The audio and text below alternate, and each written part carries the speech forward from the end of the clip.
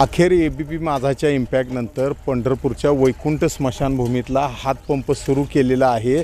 आता मृतांना जे शेवटचं पाणी पाजायचं आहे ते पाणी घाण नदीचं पाणी न पाजता हे पाणी पाजता येणार आहे। ABP माझाने ही झटका दाखवल्यानंतर जे एवढ्या कडक उन्हाळ्यात जे अंत्यसंस्कारासाठी लोक येतात त्यांना आता पाणी मिळायचा मार्ग मोकळा झालेला आहे। ज्या पद्धतीने इथं आता या ह्याच्याशिवाय एक बोरही घेण्यात आलेलं आहे आणि या बोरमुळे आता कायमस्वरूपी पिण्याच्या पाण्याचा प्रश्न सुटेल अशी तयारी प्रशासनाने दाखवलेली आहे। ज्या पद्धतीने ABPने बातमी दाखवली त्यानंतर प्रशासन खडबडून जागं झालं आणि अंत्यसंस्कारासाठी येणाऱ्या लोकांना आता पाण्याची सोय झालेली आहे। मृताच्या तोंडात टाकायला सुद्धा पाणी आता इथलं मिळणार आहे। आपल्यासोबत काही इथं नातेवाईक आलेले आहेत जे इथं अंत्यसंस्कारासाठी आलेले आहेत। काय पाण्याची सोय झाली आता झाली पाण्याची सोय। बरं, पहिलं बंद होतं हे खालून पाणी आणून पाणी हे करावं लागत होतं। आता इथं चालू झाल्यामुळे इथून आम्ही पाणी घेऊन बरं कधी 1-2 दिवस झाले का चालू? दोन दिवस झाले 2 दिवस। बरं, पण म्हणजे आधी नव्हतं पाणी? आधी नव्हतं याला पाणी येत नव्हतं।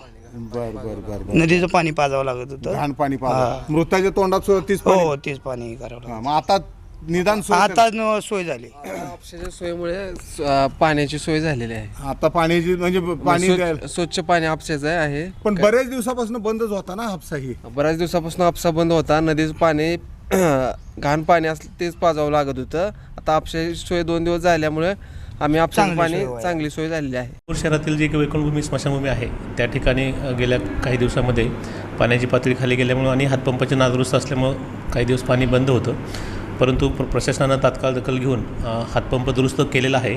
त्याचबरोबर पदाधिकाऱ्यांशी चर्चा होऊन त्या ठिकाणी आपण एक वेगळा बोरवेल घेऊन तिथं पूर्ण बोरवेल सुरू करून घेतलेला आहे, जेणेकरून आवश्यक पाणी, शौचालय, स्नानासाठी लागणारं पाणी हे कायमस्वरूपीची तिथली आपण त्या ठिकाणी पाठपुरावा करून कायमस्वरूपी सोय केलेली आहे। पिण्याच्या पाण्यासाठी काय करावं?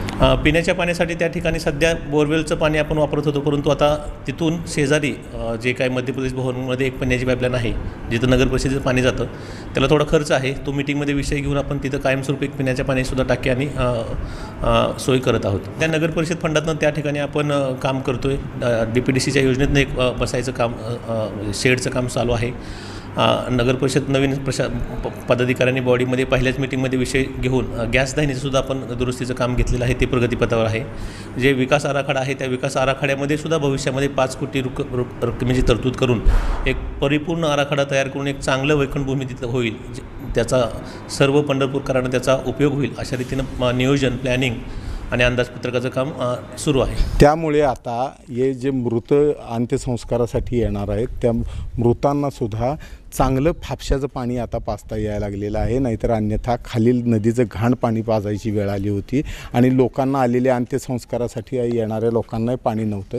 मात्र आता ABP माझाच्या बातमीनंतर ह्या लोकांची सोय झालेली आहे आणि आता मृतांना पाणी मिळायला सुरुवात झालेली आहे। आता नगरपालिकेने इथं बोरवेलही घेतलेलं आहे, आता त्याचं कायमस्वरूपी पाणी कधी येणार हे मात्र प्रश्न आहे। कॅमेरामन सचिन जाडेसह सुनील दिवाण, ABP माझा, पंढरपूर। ABP माझा, उघडा डोळे बघा नीट।